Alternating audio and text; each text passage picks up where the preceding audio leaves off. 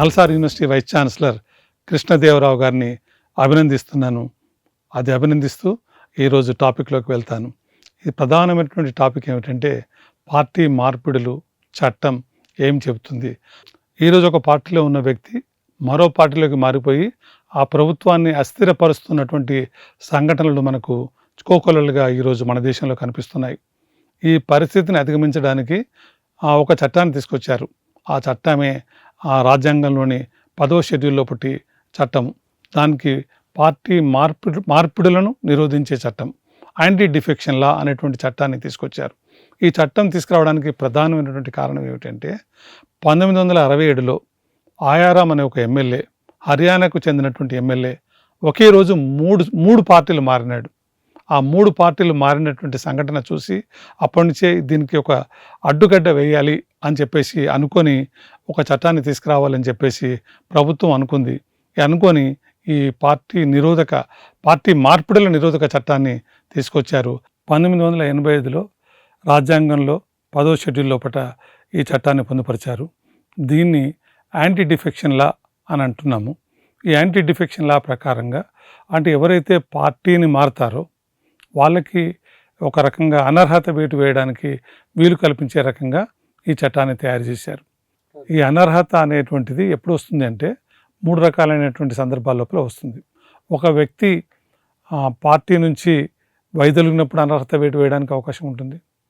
Party ఆదేశాలకు విరుద్ధంగా పనిచేసినప్పుడు వ్యతిరేకత అనర్హత వేటు పొందడానికి అవకాశం ఉంది. పార్టీ ఆదేశాలకు వ్యతిరేకంగానంటే ఓటు వేయాల్సిన సందర్భం లోపల ఓటు వేయకపోవడము, అబ్స్టైన్ కావడము, ఈ 2 సందర్భాలు కూడా అవి అనర్హత వేటుకు వేయడానికి ఉపయోగపడుతుంది. 3వ అంశం ఏమిటంటే పార్టీ నుంచి వైదొలగకుండా ఇంకొక పార్టీ మంత్రివర్గం లోపల జాయిన్ కావచ్చా అంటే అలా జాయిన్ అయిన సందర్భాలు మన తెలంగాణలో కూడా చూసాము, అట్లాగే కర్ణాటకలో కూడా చూసాము. అతను ఎలక్ట్ అయింది టీడీపీ పార్టీ నుంచి, కానీ మంత్రివర్గంలో చేరింది టీఆర్ఎస్ పార్టీలోకి. ఇటువంటి సిచ్యువేషన్ని కర్ణాటకలో కూడా జరిగింది. అప్పుడు కర్ణాటక లోపల కేసు కూడా వేశారు. ఆ కేసు వేసినప్పుడు ఏమన్నారంటే హైకోర్టు ఏమన్నారంటే అది పార్టీ మార్చినట్టు కాదు, ఒక పార్టీ నుంచి ఇంకొక పార్టీలోకి మారిపోయినట్టు కాదు, అది ఓన్లీ మంత్రివర్గంలో చేరినంత మాత్రాన పార్టీ మారినట్టు కాదు అనేటువంటి అభిప్రాయాన్ని కోర్టు వెలిపుచ్చింది. ఇది కూడా ఒక రకంగా ఈ పార్టీ మార్పిడులని ప్రోత్సహించినట్టుగానే ఉంటుంది తప్ప వేరే రకంగా కాదు. తర్వాత ఈ పార్టీ మార్పిడులకి దీనికి ఎక్సెప్షన్స్ ఏమైనా ఉన్నాయా అంటే కొన్ని మినహాయింపులు ఉన్నాయి. గతంలో ప్రకారం 1/3 అంటే 50 మంది ఉన్నట్లయితే 50 మంది లోపల 1/3% మంది వేరుగా మారినట్లయితే వాళ్ళది వేరుగా మారి సెపరేట్ గ్రూప్గా ఉన్నప్పుడు కానీ, వేరే పార్టీలో జాయిన్ అయినప్పుడు కానీ, వేరే పార్టీలో కలిసిపోయినప్పుడు కానీ అది అనర్హత వేటు వేయడానికి వీల్లేదు అనేటువంటి అభిప్రాయం ఉండే. ఇది కూడా సరిగ్గా లేదు అని చెప్పేసి మళ్ళీ మార్పులు తీసుకొచ్చినటువంటి సందర్భం కనిపించింది. 91వ రాజ్యాంగ సవరణ తీసుకొచ్చారు.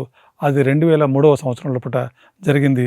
ఆ సవరణ ప్రకారంగా ఇప్పుడు ఒక పార్టీ నుంచి ఇంకొక పార్టీలోకి సభ్యులు మారాలంటే ఎమ్మెల్యేలు కావచ్చు, ఎంపీలు కావచ్చు, 2/3 మెజార్టీ ఉండాలి. ఆ 2/3 మెజార్టీ ఉన్నప్పుడు మాత్రమే ఒక పార్టీ నుంచి విడిపోయి ఇంకో పార్టీలో జాయిన్ కావడానికి అవకాశం ఉంటుంది. 2/3 లేనప్పుడు అలాంటి అవకాశం ఉండదు. కానీ ఇప్పుడు వీళ్ళు అనర్హత వేటు వేయాల్సింది ఎవరు? అనర్హత వేటు వేయాల్సింది స్పీకర్లు. అది కోర్టు కాదు, లేకపోతే ఒక ప్రత్యేకమైనటువంటి ట్రిబ్యునల్ కూడా లేదు. ఈ స్పీకర్లు ఏం చేస్తారు? స్పీకర్లను ఎవరు ఎన్నుకుంటారు? స్పీకర్లను ఎన్నుకునేది ఏ పార్టీ నుంచి వస్తారు? స్పీకర్లు అధికార పార్టీ నుంచే స్పీకర్లు వస్తారు. కాబట్టి వాళ్ళందరూ కూడా ఎట్లా ఉన్నారంటే ఈరోజు ఒక పార్టీ నుంచి అతను బయటకు వచ్చినా కూడా, బయటకు వచ్చి పార్టీకి వ్యతిరేకంగా పనిచేసినప్పటికీ కూడాను అతన్ని అనర్హత వేటు వేయడం లేదు. అట్లాగే 2/3 మంది మెజార్టీ అయ్యేంత వరకు వేచి ఉండి ఆ తర్వాత మాత్రమే దాన్ని పార్టీ లోపల వేరే పార్టీగా గుర్తించి చేస్తున్నటువంటి సందర్భాలు వస్తున్నాయి. ఈ సందర్భాలను గమనించి కొంతమంది కోర్టులలో కేసులు కూడా దాఖలు చేసిన సందర్భాలు ఉన్నాయి. అంటే స్పీకర్ అనే వ్యక్తి త్వరగా నిర్ణయం తీసుకోవడం లేదు, త్వరగా నిర్ణయం తీసుకునేటట్టుగా ఆదేశించమని చెప్పేసి కూడా కోర్టు లోపల దరఖాస్తులు వేశారు. కానీ కోర్టులు ఆ విషయాల లోపల జోక్యం చేసుకోలేదు. అది స్పీకర్ యొక్క ప్రిరాగేటివ్ అని చెప్పేసి కోర్టులు అన్నాయి. ఇది కూడా అంటే అధిక పార్టీ నుంచి మార్పిడులని ప్రోత్సహించే దిశగానే కోర్టు తీర్పులు ఉన్నాయి తప్ప మరో రకంగా లేవు. ఈ అనర్హత వేటు వేయడానికి సంబంధించి అంతకుముందు ఉన్న అభిప్రాయం ఏంటంటే స్పీకర్ నిర్ణయమే తుది నిర్ణయంగా ఉండేది. కానీ దీన్ని సుప్రీంకోర్టు మార్చేసింది. మార్చేసి ఏమన్నారంటే సుప్రీంకోర్టు స్పీకర్ అనే వ్యక్తి ఒక ట్రిబ్యునల్ మాదిరిగా వ్యవహరిస్తున్నాడు కాబట్టి దానిపైన అప్పీల్ అనేది హైకోర్టుకి సుప్రీంకోర్టుకి ఉంటుంది. స్పీకర్ ఇచ్చిన తీర్పు అనే బదులు ఉత్తర్వుల మీద హైకోర్టు కానీ సుప్రీంకోర్టు కానీ రివ్యూ చేయడానికి అవకాశం ఉంది అని చెప్పినారు. కానీ ఇంకొక సంఘటన ఏంటంటే స్పీకర్ తీర్పు ఇచ్చేంత వరకు కోర్టులు ఏమీ చేయజాలవు అని కూడా చెప్పినారు.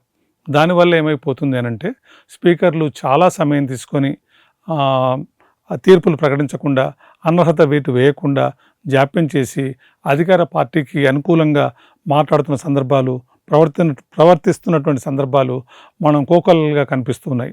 అంటే స్పీకర్ అనే వ్యక్తి ఒక న్యాయమూర్తిలాగా ఒక ఎంపైర్ లాగా ఉండాల్సిన వ్యక్తి ఆ రకంగా ఉండేటువంటి పరిస్థితి మన దేశంలో ఎక్కడా కూడా కనిపించడం లేదు. స్పీకర్ అనే వ్యక్తి కానీ ఆ తర్వాత చైర్మన్ అనే వ్యక్తి కానీ ఎట్లా ఉన్నారంటే వాళ్ళందరూ కూడా అధికార పార్టీ చేతిలో ఎమ్మెల్యేలుగా మాత్రమే ప్రవర్తిస్తున్నారు తప్ప మరో రకంగా ప్రవర్తించడం లేదు. సుప్రీంకోర్టు 2 సంవత్సరాల క్రితము ఒక ఉత్తర్వును జారీ చేసింది.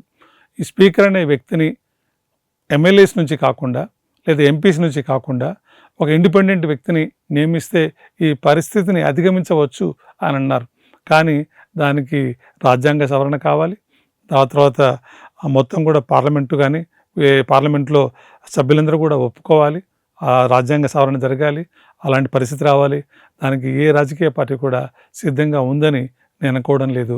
కాబట్టి అది ఒక న్యాయమూర్తిని కానీ ఆ న్యాయమూర్తి లాంటి ఒక ఎంపైర్ లాంటి వ్యక్తిని నిష్పాక్షికంగా ఉండేటువంటి వ్యక్తిని ఏర్పాటు చేసేటువంటి పరిస్థితి మన దేశంలో కనిపించడం లేదు. దానివల్ల ఈ పార్టీ ఫిరాయింపులు అనేటువంటివి నిరంతరంగా జరుగుతూనే ఉన్నాయి, ఇంకా జరుగుతూనే ఉంటాయి. ఈరోజు ఒక పార్టీని దించేస్తామని చెప్పేసి బెదిరిస్తున్నటువంటి సంఘటనలు మనకు కోకొల్లలుగా కనిపిస్తున్నాయి. అది మన దేశంలో అంటే ఇప్పుడు గతంలో ఎమర్జెన్సీలో ఏం చేసేవారు, పార్టీని కూల్చాలంటే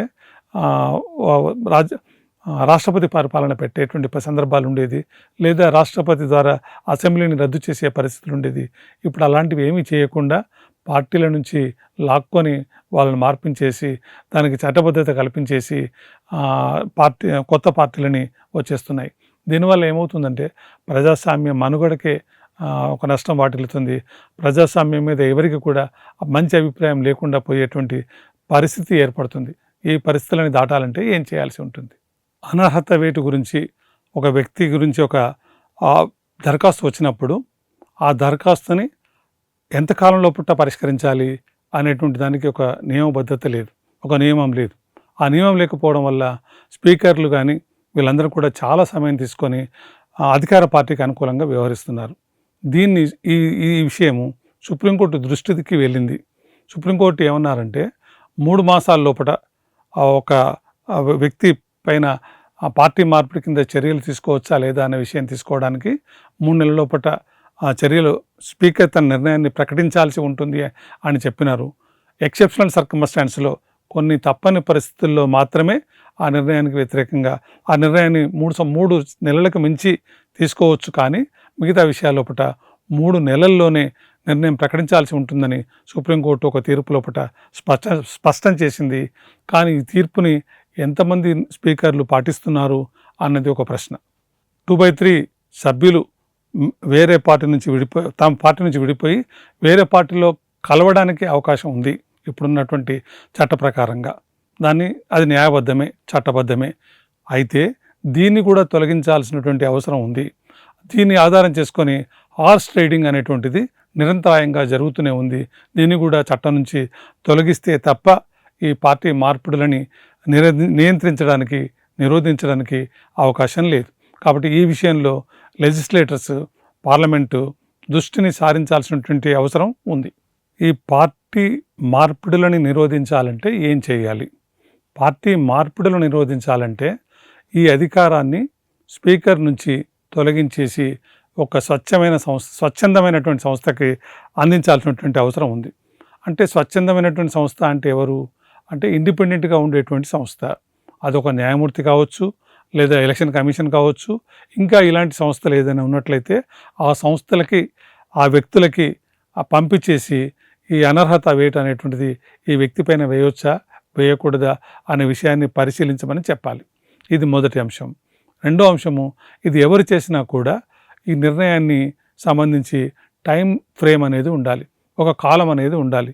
ఈ పిటిషన్ని, ఈ దరఖాస్తుని, అంటే అనర్హత వేటు వేయాలి అనేటువంటి దరఖాస్తుని ఎంత కాలం లోపల పరిష్కరించాలి, 3 మాసాల లోపల పరిష్కరించాలా, 4 మాసాల లోపల పరిష్కరించాలా అనేది కూడా టైం అనేటువంటిది చెప్పి ఉండాలి. ఆ టైం నియమించకపోతే అది కూడా చాలా కాలం తీసుకునేటువంటి పరిస్థితి ఉంది. కాబట్టి దాన్ని కూడా నియంత్రించాల్సిన అవసరం ఉంది. స్పీకర్లు తీసుకునే ఏకపక్ష నిర్ణయాల పట్ల హైకోర్టుకి, సుప్రీంకోర్టుకి సులువుగా వెళ్ళేటువంటి వీలు కల్పించే విధంగా చట్టంలో మార్పులు తీసుకురావాల్సిన అవసరం ఉంది. అదేవిధంగా ఆ పార్టీ లోపల కూడా ఇంటర్నల్ డెమోక్రసీ అనేది ఉండాలి. పార్టీలు కూడా దాన్ని పార్టీ ఫిరాయింపులని నిరోధించే విధంగా ఏ రకంగా చేస్తే బాగుంటుంది అనే విషయాన్ని కూడా చర్చించాలి. ఆ తర్వాత ఆ వ్యక్తి ఒకవేళ పార్టీలో డిసెంట్ కూడా చెప్పేటువంటి పరిస్థితి కూడా ఉండాలి. పార్టీ ఇచ్చినటువంటి ఉద్దేశానికి వ్యతిరేకంగా కూడా కొన్ని సందర్భాల్లో అతను ఓటు వేసే అవకాశము, మాట్లాడే అవకాశము ఉండాల్సినటువంటి అవసరం కూడా ఉంటుంది. అలా లేనప్పుడు నిజంగా పార్టీ అభిప్రాయాలతో ఏకీభవించని వ్యక్తులు వాళ్ళ మీద వేటు పడకుండా ఉండే పరిస్థితి ఉంది. ఇవన్నిటిని కూడా సాధారణంగా ఏమిటి అని అంటే, మన రాష్ట్రంలో, మన దేశంలో పార్టీ ఫిరాయింపులు నిరోధించాలనేటువంటి నిజంగా అలాంటి ఉద్దేశం ఉన్నటువంటి నాయకులు ఉన్నారా అనే ప్రశ్న వస్తుంది. ఒకవేళ అలాంటి నాయకులు ఉన్నట్లయితే ఈ చట్టాన్ని సమర్థవంతంగా, కొత్త చట్టాన్ని కూడా మార్చి దాంట్లో అనుబంధంగా కొన్ని మార్పులను తీసుకొచ్చేసి ఈ నిరోధించడానికి ఈ చట్టం సమర్థవంతంగా పనిచేసే విధంగా చర్యలు తీసుకునేటువంటి పరిస్థితి ఉంది. కానీ ఎంతమందికి అలాంటి కోరిక ఉంది, ఆ దిశగా ఎంతమంది పనిచేస్తారు అనేది ఒక ప్రధానమైనటువంటి ప్రశ్న. ఈ ప్రశ్నను శాసనకర్తలు, పార్లమెంటేరియన్స్ మాత్రమే జవాబు చెప్పాలి. అట్లాగే ఎన్జిఓస్, తర్వాత మేధావులు, మిగతా వ్యక్తులందరూ కూడా తమ వ్యాసాల ద్వారా, అభిప్రాయాల ద్వారా ఇవన్నీ కూడా వ్యక్తీకరించాలి. ఇవే కాకుండా పార్టీ మార్చినటువంటి వ్యక్తుల మీద ప్రజల దగ్గర నుంచి కూడా ఒక రకమైనటువంటి నిరసన వ్యక్తం కావాలి. ఆ నిరసన వ్యక్తమైనప్పుడు మాత్రమే ఆ పార్టీ మారాలి అనేటువంటి అభిప్రాయానికి రాకుండా ఎమ్మెల్యేస్ కానీ, ఎంపీస్ కానీ ఉండే పరిస్థితి ఏర్పడుతుంది. ఆ రకంగా ప్రజలు చైతన్యవంతులు అయినప్పుడు మాత్రమే ఈ ఉన్న చట్టంలో కూడా పార్టీ మార్పుడులని నిరోధించే పరిస్థితి ఏర్పడుతుంది. రాజ్యాంగంలో పొందుపరిచిన ఈ యాంటీ డిఫెక్షన్ లా ఎందుకోసం ఉద్దేశించబడింది? ఇది ప్రజాస్వామ్యం సమర్థవంతంగా పనిచేయాలి అనే ఉద్దేశంతో ఈ చట్టాన్ని కూడా తీసుకొచ్చారు. ప్రజాస్వామ్యం సమర్థవంతంగా పనిచేయాలి, ఒక ప్రభుత్వం సమర్థవంతంగా పనిచేయాలంటే పార్టీ మార్పిడులు ఉండకూడదు, అస్థిరత అనేది ఉండడానికి వీల్లేదు. అస్థిరత అనేది వెంటాడుతున్నప్పుడు ఆ ప్రభుత్వం సరిగ్గా చేసేటువంటి పరిస్థితి ఆ ప్రభుత్వానికి ఉండదు.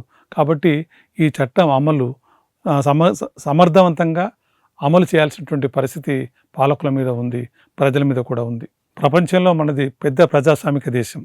ఈ ప్రజాస్వామిక దేశం సమర్థవంతంగా పనిచేస్తుంది, ఇక్కడ ప్రజాస్వామ్యం బాగా పనిచేస్తుంది అని చెప్పాల్సి వచ్చినప్పుడు ఈ యాంటీ డిఫెక్షన్స్ అనేటువంటివి లేకుండా ఉన్నట్లయితేనే ఆ ప్రజాస్వామ్యం సమర్థవంతంగా పనిచేస్తుందని మనం చెప్పడానికి వీలు కలుగుతుంది. దానికి కావలసిన చర్యలని పాలకులు, పార్లమెంటేరియన్స్ తీసుకోవాల్సినటువంటి అవసరం ఉంది. వాళ్ళు తీసుకున్నంత వరకు ప్రజలే ఈ పార్టీ మార్పిడులను చేసినటువంటి వ్యక్తులని, పార్టీ మారినటువంటి నాయకులని, వాళ్ళు ఎంపీలు కావచ్చు, ఎమ్మెల్యేలు కావచ్చు, వాళ్ళని నిలదీయాల్సినటువంటి అవసరం కూడా ఉంది.